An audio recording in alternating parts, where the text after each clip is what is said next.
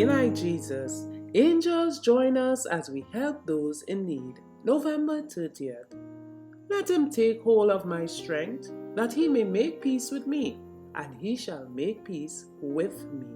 Isaiah 27:5. There are many who err and who feel their shame and their folly. They look upon their mistakes and errors until they are driven almost to desperation. These souls we are not to neglect. When one has to swim against the stream, there is all the force of the current driving him or her back.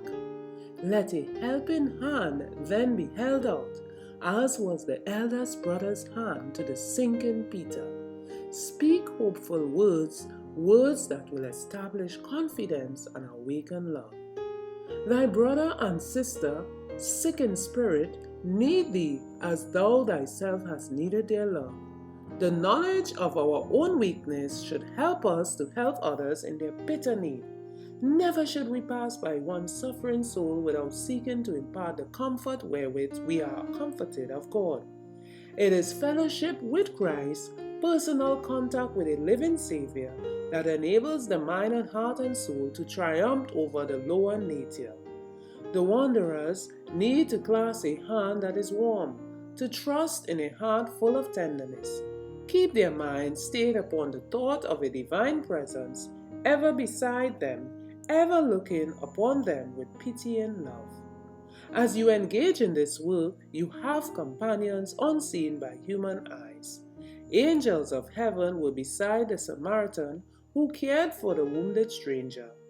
Angels from the heavenly court stand by all who do God's service in ministering to their fellow beings.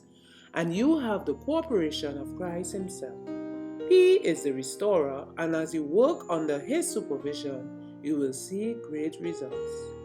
Upon your faithfulness in this work, not only the well-being of others, but your own eternal destiny depends. Christ is seeking to uplift all who will be lifted to companionship with himself, that we may be one with him as he is one with the Father. He permits us to come in contact with suffering and calamity in order to call us out of our selfishness. He seeks to develop in us the attributes of his character, compassion, tenderness, and love. By accepting this work of ministry, we place ourselves in his school to be fitted for the courts of God. Crisis Object Lessons 387 and 389 from To Be Like Jesus, page 351.